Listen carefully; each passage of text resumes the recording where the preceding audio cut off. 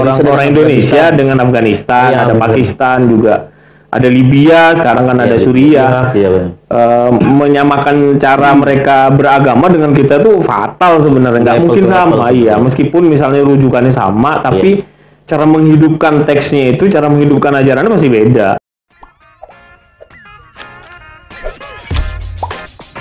Welcome to Renaissance. Assalamualaikum warahmatullahi wabarakatuh, Sobat Renaissance. Jumpa lagi di channel ini. Kali ini kita cukup spesial. Saya ditemani oleh peneliti senior. Belum senior. Belum ya? Belum. Oh, masih junior ya? Kalau senior ketuaan ya? Iya. Bang Raudatul Ulum Ruksin. Beliau peneliti Puslitbang Bimas Agama dan Layanan Keagamaan, Badan Litbang dan Diklat Kementerian Agama. Beliau nih sosok di balik penelitian indeks kerukunan umat beragama. Nah, gimana kabar Bang? Sudah sering ke Makassar ya? Ya sudah sering. Sudah sering. Sudah hafal jalan-jalan ya? Belum sih. Belum sih ya. Tapi Makassar itu selalu menyenangkan sih bagi aku. Oh, alhamdulillah. Kali ini karena beliau adalah peneliti yang sering warawiri dari Aceh sampai Maluku ya, tinggal Papua ya? Iya, Papua kayaknya belum sempat sih. Dari Aceh sampai Maluku keliling Indonesia untuk melakukan penelitian tentang berbagai hal, utamanya tentang kehidupan keagamaan masyarakat. Nah, ada satu hal yang menarik ini Kang. Iya. Ada yang menyebut bahwa Muslim Indonesia itu adalah negeri smiling Muslim. Iya, smiling. Gimana nih berdasarkan pengalaman Abang dari Sumatera, Sulawesi, Kalimantan sampai Maluku, Jawa juga gimana tuh? Iya, sebenarnya sih kalau ini ya, kalau kita bilang smiling Muslim tuh nggak hanya Muslimnya juga sebenarnya. Ya dia memang the smiling human smiley. Jadi kalau Indonesia itu memang mau tidak mau bukan berlebihan kayaknya sih. Bukan berlebihan ya. Memang ya kita itu manusia yang tidak pelit senyum sebenarnya, lebih gampang tersenyum sih sebenarnya. Ini dibentuk oleh apa sih sebenarnya? Kalau saat ini ya dibentuk oleh lingkungan yang sudah kita bentuk sejak kita merdeka harusnya. Kalau menurutku sih ya. Jadi memang ya seperti itulah. Memang kita itu secara dalam lingkup yang lebih besar ya kita mungkin memang sama-sama menciptakan lah agar bumi di sini ini menjadi bumi yang ramah lah untuk kita sendiri kan. Atau memang karena basis kulturnya masyarakat Indonesia itu guyup ya? Guyup itu suasana persaudaraan yang cukup tinggi gitu. Iya, kalau itu kan Kang Sabara pasti tahu lah, hampir semua suku bahkan. Iya, kayak ini sih mengenal guyup ya, satu sama lain tuh saling menghidupi lah gitu, saling menghidupi, saling ya kita hidup itu dalam lingkup manusia komunal ya. Jadi satu sama lain itu saling memperhatikan. Ya termasuk hal-hal yang terlalu masuk juga gitu. Oke. Kepo ya. Iya. Kepo ke hal-hal yang harusnya kan kita jadi privat, jadi malah kadang juga diurus sama mereka gitu. Ya, itu juga menjadi biasnya sih sebenarnya. Iya, itu. Iya, itu juga sampai saat ini juga mungkin kita juga harus menerima itu. Ya, sebagai konsekuensi kan karena pilihan komunal. Hidup komunal itu. Iya, dia nggak tahu kalau di masa mendatang ada perubahan, manusia itu diubah oleh banyak hal kan, temuan-temuannya sendiri, teknologi, ada aturan yang kita buat karena kepentingan perkembangan sih. Jadi pasti akan ada perubahan itu. Cuman paling tidak itu kan watak dasarnya itu semoga saja itu tidak berubah kan. Makanya jadi sebagai peneliti agama nih, jadi Indonesia sudah punya modal sosial ya, modal kultural untuk keberagamaan yang moderat, yang ramah gitu ya. Karena tadi itu ya. Iya, sebenarnya sih kan kalau ada yang banyak disalahpahami kan dengan istilah moderasi itu. Sebab moderat itu adalah kita harusnya. Memang kita beragama dari sejak awal menerima semua agama yang kesini itu dengan cara kita. Oke. Dia semua yang ajaran yang masuk ke sini juga itu kalau dia gagal melakukan negosiasi dengan kultur juga pasti akan gagal juga ngebentuk dirinya. Oh gitu. Iya. Jadi agama-agama yang datang pada dasarnya itu juga melakukan negosiasi kultur, makanya bisa tetap eksis. Jadi punya karakter sendiri ya. Iya. Islam Indonesia, Kristen Indonesia juga mungkin. Iya, harusnya iya. Harusnya iya. Jadi tidak hanya perubahan bahwa dari sana itu diajarkan dalam bahasa yang di dalam bahasa ibu kita, nggak seperti itu juga. Iya, iya. Memang ada perwatakan ya. Jadi karakter kalau istilahnya itu. Karakter keindonesiaan itu kenusantaraan lah kalau dianggap yang lebih membumikan Nusantara. Ya, saya kira emang begitu. Itu juga saya sebenarnya terinspirasi dari cara metafora yang disampaikan oleh Cak Nur misalnya, Cak Nun ya. Cak Nun, ya. Gimana itu? Iya, itu bahwa ya seperti yang aku bilang tadi, memang ada semua yang datang ke sini itu harus melakukan negosiasi gitu. Iya. Jadi wajar sebenarnya. Jadi basis dasarnya umat beragama di Indonesia toleran. Watak dasarnya moderat ya. Iya. Kepada yang lain, ya, kepada kultur gitu. Iya, spiritnya kan spirit manusia kita tuh mungkin saja agak berbeda dengan tempat lainnya. Jadi yang menghidupkan agama itu kan manusianya kan. Ya, karena kan ada di beberapa tempat misalnya keberagamaannya itu kan keberagaman yang tekstualis ya. Iya, sebenarnya kalau agresif ya itu oh iya, nah kalau agresif itu kan terkoneksi kemarin kita sempat ngobrol. Iya benar. Kenapa sih ada ciri agresif? Iya, sebenarnya cara beragama kita tuh juga dibentuk oleh keadaan kan. Keadaannya. Ya kalau membandingkan orang Indonesia dengan Afghanistan, ada Pakistan juga, ada Libya, sekarang kan ada Suriah. Menyamakan cara mereka beragama dengan kita tuh fatal sebenarnya, nggak mungkin sama. Iya, meskipun misalnya rujukannya sama, tapi cara menghidupkan teksnya itu, cara menghidupkan ajarannya pasti beda. Oh gitu ya. Gitu ya, pasti beda lah. Gimana caranya? Yaitu kalau kita ngambil contoh kan, kita ini besar dengan alam yang damai, dengan lingkungan sosial yang damai. Ya relatif kita tuh relatif aman menurutku lah. Orang lain tidak perlu kita curigain. Iya, tingkat kejahatan yang extraordinary itu kan juga nggak terlalu sering ya terjadi gitu. Iya. Jadi kita tidak tiap hari lihat darah gitu. Kecuali darah ayam ya. Kecuali darah sapi kok. Darah sapi atau orang darah melahirkan kalau dari manusia gitu. Tapi itu kan di Afghanistan dan di Suriah itu berbeda. Bayi lahir tuh mereka tuh udah mencium amis darah gitu, bisa jadi di sekitarnya. Iya. Dan lalu mereka disuruh sama dengan kita, ya nggak mungkin lah. Iya. Pasti beda. Itu bukan sesuatu yang dramatis. Iya. Karena terbiasa dengan kehilangan itu ya.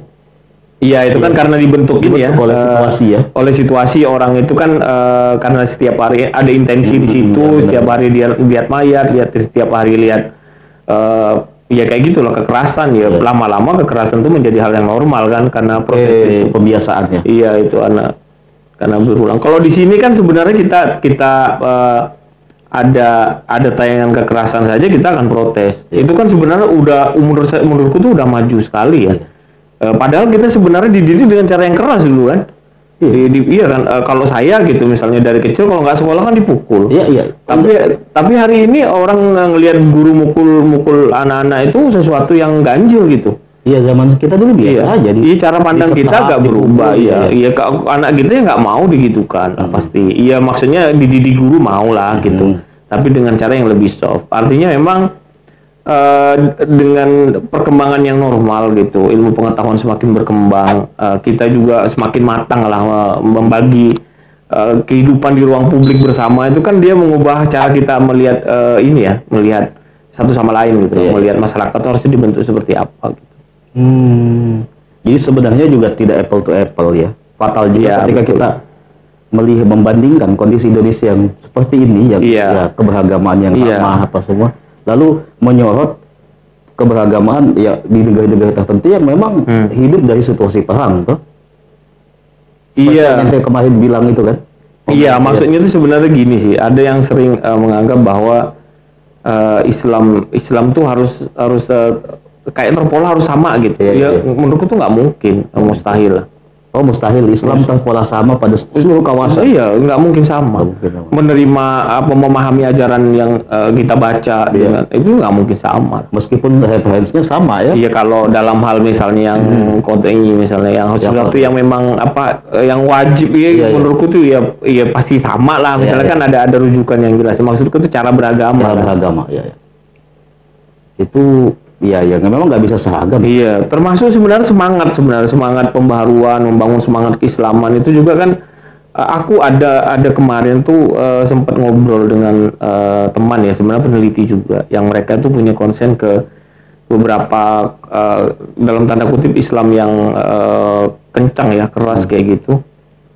Di mana ada lembaga-lembaga pendidikan baru itu kan yang apa, ada sih namanya, ada kutab-kutab lah kayak gitu, yang kutab kayak gitu itu kan ada sebagian dari mereka itu yang pengen membentuk karakter itu, kita tuh harus membentuk karakter seperti Muhammad Al-Fatih gitu. Aku tuh agak tercengang sebenarnya, untuk apa gitu ya, kenapa nggak cari figur lain, kenapa kita harus menciptakan penakluk gitu. Iya.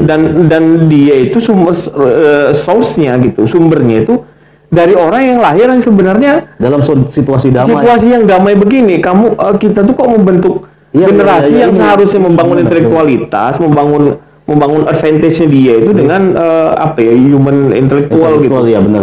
Jadi sesuatu yang ramah pada dunia gitu, dan unggul gitu. Unggul ya mestinya. Nah, mereka menciptakan keunggulan itu justru agak mundur ya, 1600-an ya. 1400 sekian. Iya, sekian itulah. Untuk apa gitu? Itu menurutku ya ini juga artinya kan dari aspek pasar ya, kalau kita ngebacanya aspek pasar, ini akan didistribusikan ke pasar yang mana gitu loh. Generasi yang mereka bangun itu kan agak-agak ini gitu, ada leg jarah yang sangat jauh banget.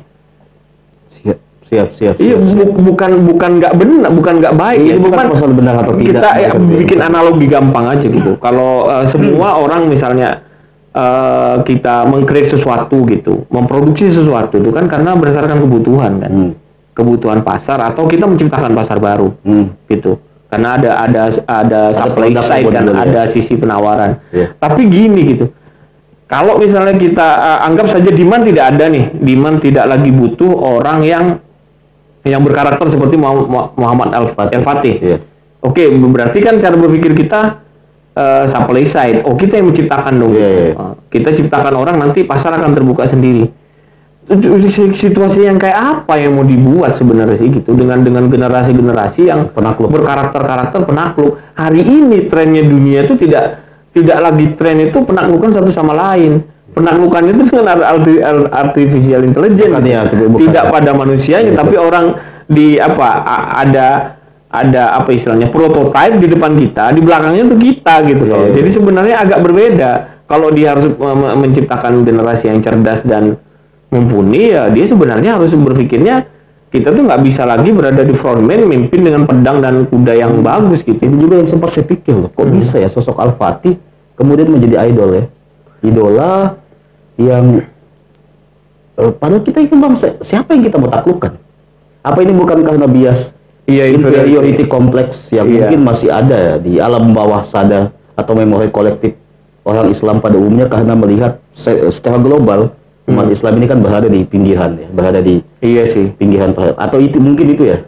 Iya, sebenarnya sih kan kita memang sama-sama tidak bisa membaca masa depan sih sebenarnya. Iya, cuman kita kan melakukan merekonstruksi cara berpikir kita, merekonstruksi itu kan ngebacanya yang itu ya, dari apa indikator-indikator yang kita pahamin aja kan. Itu kayaknya sih nggak akan nyambung deh gitu. Tapi kalau memang itu secara mental emang bagian dari kita feedback terhadap kita didera misalnya oleh apa ya, dominasi hari ini dunia barat ya, dengan segala ilmu pengetahuan dan teknologi ya bisa jadi. Cuman kan harusnya ya kan ada banyak sekali strategi ya. Iya, strateginya kan nggak selalu bahwa kita melakukan serangan balik kan, nggak juga. Ya, ada istilah kalau ada istilah di Tai Chi dan Aikido itu kan gimana cara kita itu memanfaatkan tenaga lawan tuh untuk kembali setidaknya tuh menghentikan pertikaian gitu. Iya. Yang dilakukan oleh Indonesia itu menurutku sih udah on the right track sih sebenarnya. Kita itu kayak mengalir saja yang masuk ke kita itu, kemudian nanti akan kita ciptakan karakter-karakter perubahan itu sesuai yang kita mau gitu. Tapi kan sejak awal Indonesia ini kan wilayah pertemuan ya, wilayah pasar perjumpaan berbagai ideologi, kebudayaan, ya kan? Iya. Sehingga yang kemudian idola baru ini kan harusnya itu kan itu kecerdasan ya. Iya, karakter Muslim Turki yang direpresentasikan oleh Muhammad Al-Fatih, yang berhasil menakluk, sang penakluk lah ya. conquer. Iya ya, kita hidup dalam suasana damai kok. Imaji kita sosok ideal itu penakluk. Kenapa bukan kayak Ibnu Sina misalnya? Iya betul. Iya ya. Al-Biruni misalnya, Al-Khawarizm. Al-Khawarizm ya. Iya, kenapa hal sosok penakluk sih yang dihadirkan? Iya. Memang ada inferioritas dan iya sebenarnya sih ya mungkin itu lebih kolonialisme juga. Iya, bahwa postkolonial. sebuah bangsa itu harusnya memang masih menjunjung kejayaan itu, glory ya. Memori tentang kejayaan yang dulu pernah kita raih, kemudian dulu lantau oleh kolonialisme, kira-kira begitu ya? Ya. Tapi sebenarnya kan memang setiap apapun yang kita lakukan, termasuk penaklukan itu kan banyak harga yang harus dibayar kan? Iya, ongkosnya mahal. Iya, kenapa kita tidak meminimalisir itu, tidak lagi menciptakan musuh lebih banyak gitu, tapi menciptakan sahabat lagi lebih banyak. Dan sejarah juga membuktikan bahwa tidak ada penaklukan yang abadi kan? Iya nggak ada lah, pasti akan ada masanya. Akan ada masanya. Iya, 1300 tahun kita orang umur di 700 tahun ya? 700 tahun sebenarnya akhirnya terakhir 1300. Ya. Terakhir kan berakhir juga kan, nggak masuk akal juga itu. Iya, benar. Hal yang tidak terpikir di tahun 1000 Masehi, tidak terpikir bahwa di tahun 1300 Islam ini hilang jejak di wilayah Spanyol kan? Iya. Ya, kayak nggak masuk akal. Kayak nggak masuk akal, nggak sempat dipikir lah pasti.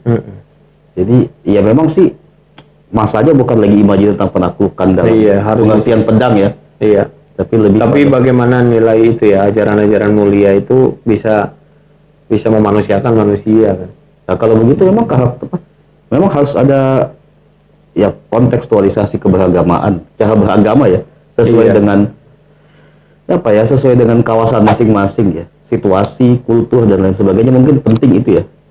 Iya sebenarnya kan kayak kita tadi ngobrol itu memang watak agama itu ditentukan juga oleh manusianya kan. Iya. Jadi sebenarnya kita mengkader manusianya itu ya berdasarkan zamannya kan. Itu kan sunahnya kan begitu juga. Iya. Didilah anakmu kan sesuai zamannya gitu. Kalau sebagai peneliti nih mengamati tahapan-tahapan perubahan khususnya di kalangan muslim ya, baik muslim urban maupun masih relevankah itu? Misalnya saya membagi muslim urban dan muslim rural, muslim desa, itu masih relevan nggak? Sebenarnya sih lebih sosiologis ya. Kalau saya sosiologi itu masih ya. Pasti ada perbedaan karakter. Iya, cuman di Indonesia itu juga sekali lagi itu emang ada agak perbedaan dengan kedua karakter itu. Seringkali itu secara mental juga ada yang dengan orang yang harus bermental urban gitu loh, berwawasan kemajuan, berwawasan pada layanan gitu. Tapi seringkali kita lebih nyaman sebagai kayak manusia agraris gitu. Iya. Gitu. Ada yang menarik kan kecenderungan ini di wilayah perkotaan maupun wilayah satelit perkotaan ya. Ketika pemukiman baru itu muncul, itu kan syariah oriented, perumahan syariah. Iya. Jadi itu pasar aja. Keberagamaan yang cenderung pada hal yang sifatnya simbolik ya. Menjadi saleh ketika masih pada simbol kan? Iya, semuanya sih kesalahan itu artifisial sih. Ya? Jadi sesuatu yang agak klise gitu ya. Iya, tapi itu ciri khas ini kaum urban sebenarnya sih. Iya, kan? Nah itu yang seringkali santri-santri itu seringkali memang terlambat juga memahami itu. Jadi seringkali mereka kita saling nyinyir gitu ya. Kaum santri itu nyinyir dengan keberagaman orang kota gitu. Kok agak-agak ria sih sebenarnya gitu. Sebenarnya bisa jadi itu enggak juga. Memang karakter keberagaman orang-orang di kota tuh begitu.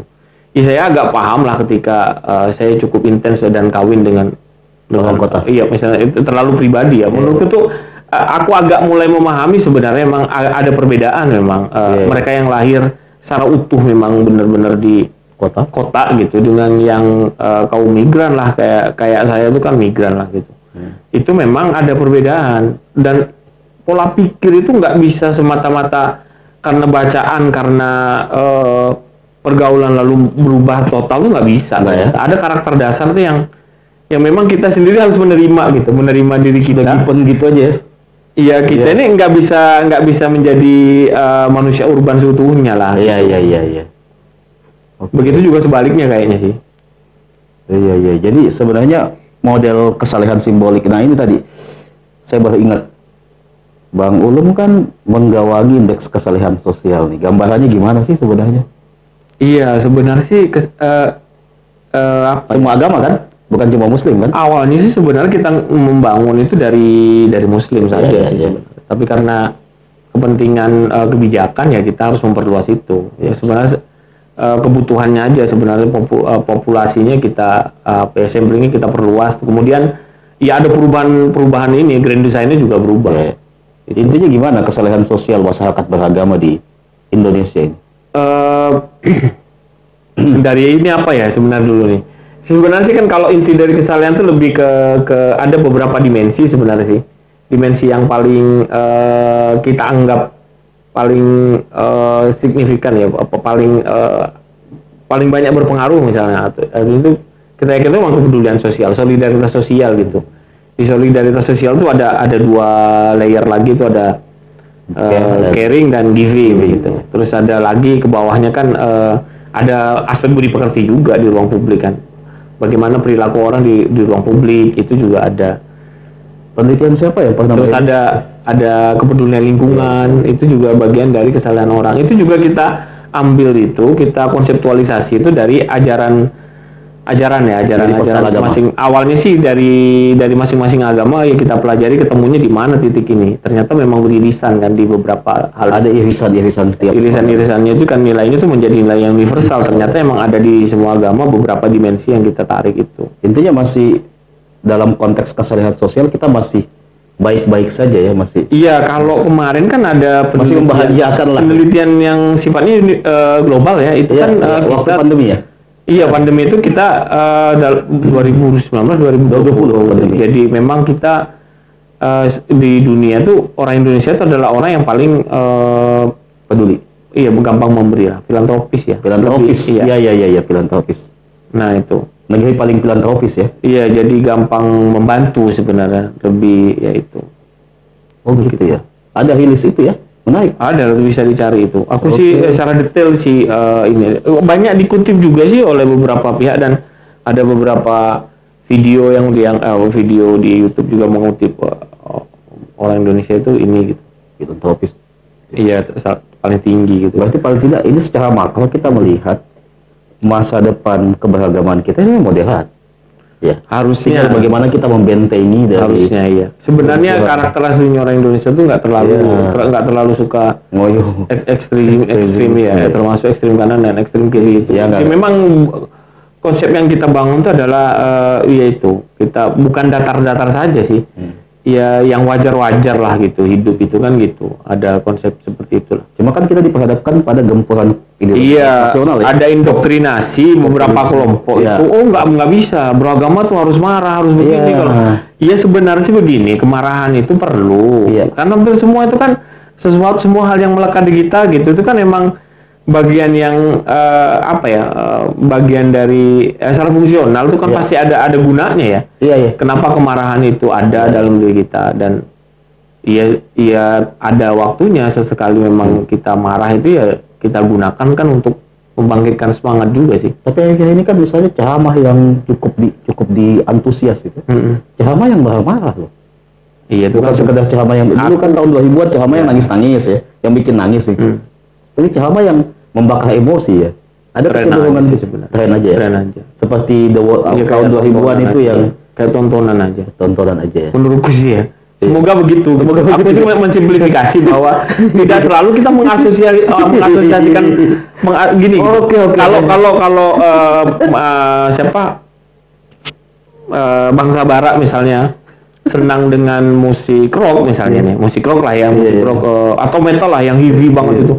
Wah, teriak-teriak itu kan belum tentu mengasosiasi bahwa kita akan mau kayak dia kan. Iya.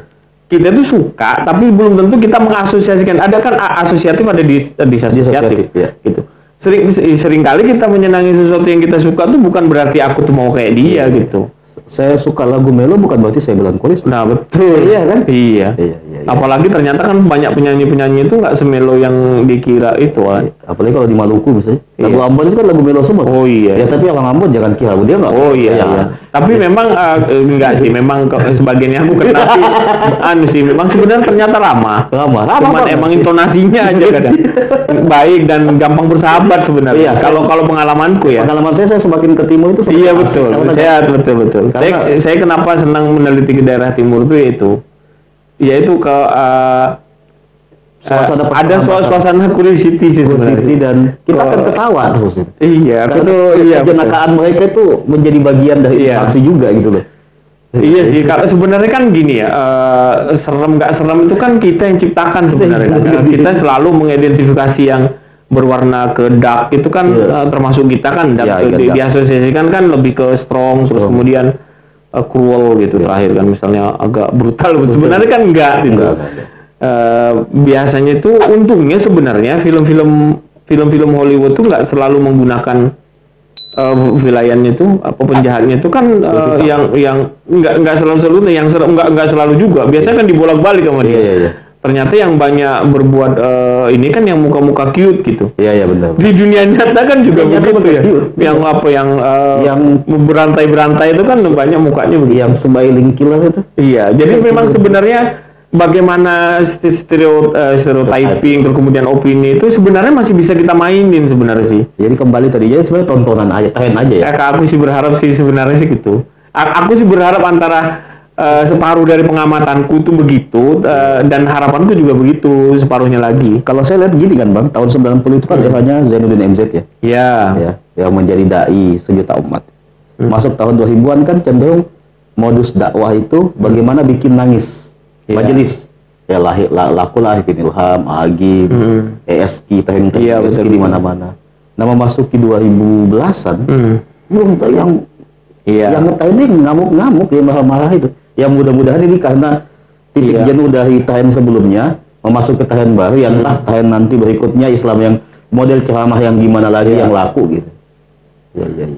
Iya menurutku sih sebenarnya tren aja sih. Jadi alhamdulillah. Ya lagi sekarang permintaan pasarnya orang lagi senang dengan semangat yang ceramah yang bisa membakar semangat gitu. Jadi kita itu kan memang kadang butuh motivasi itu, membentuk mentalitas itu superior gitu. Iya, keberanian tuh ada yang memang muncul secara alamiah, ada juga yang memang harus dilatih. Makanya kan ada pelatihan militer kan. Penceramah yang lucu-lucu juga nggak terlalu laku juga yang itu kan. Iya, mulai berkurang. Tapi kan sebenarnya ada tren keseimbangan juga. Dulu kan orang lebih senang ke ceramah-ceramah yang lugas kelihatannya, berwawasan moderat gitu, modern gitu, bukan moderat ya, lebih modern kemasannya kayak gitu.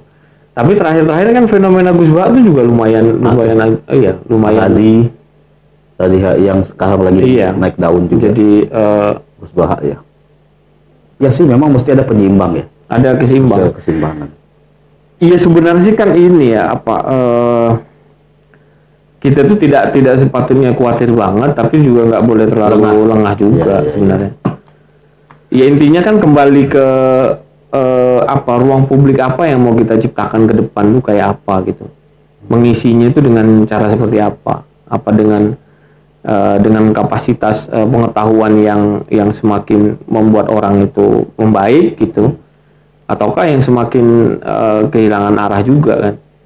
Kan intinya akhirnya ke sana. Kita itu kan berkumpul. Kenapa sih manusia akhirnya berkoloni, menumpuk di satu kota, semakin banyak loh di situ. Padahal tempat lain itu masih bisa kita isi sebenarnya. Tapi kemudian kita juga bikin kebijakan tuh juga di situ. Udah tahu misalnya Makassarnya semakin penuh gitu. Bukannya kita berpikir kenapa orangnya nggak dibagi ke tempat lain? Nggak bisa begitu ternyata itu.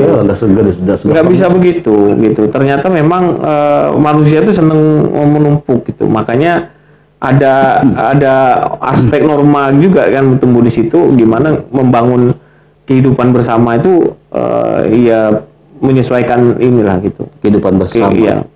Ya terakhir. Ruang publik sih sebenarnya yang kalau di level yang paling tema-tema di ruang publik sih. Nah, terakhir nih, masih terkait tema kita juga dan Bang Ulum ini kan berada dalam pusaran orang-orang yang orang-orang yang menggawangi atau yang menginisiasi lebih tepatnya konsep-konsep moderasi beragama yang sekarang menjadi program prioritas nasional. Iya. Moderasi beragama itu ya gimana sih sebenarnya? Perlu sobat Renaissance perlu tahu sih. Iya sebenarnya kalau ini ya banyak terlalu kita juga sebenarnya ada yang memang salah paham, ada yang memang pihak yang sengaja itu membuat agar ini salah paham. Agar publik itu salah paham tuh kan. Karena mereka mencoba mencari celah sebenarnya kan untuk memukul balik sebenarnya kelompok-kelompok yang berkampanye tentang perdamaian gitu. Menurut ada beberapa kelompok yang memang memilih jalan pedang itu kan bullshit lah semua tentang perdamaian kan, nggak ada. Yang ada tuh hanya keadilan kan gitu. Keadilan tuh harus mereka perjuangkan kan, ada proses ideologisasi memang di situ.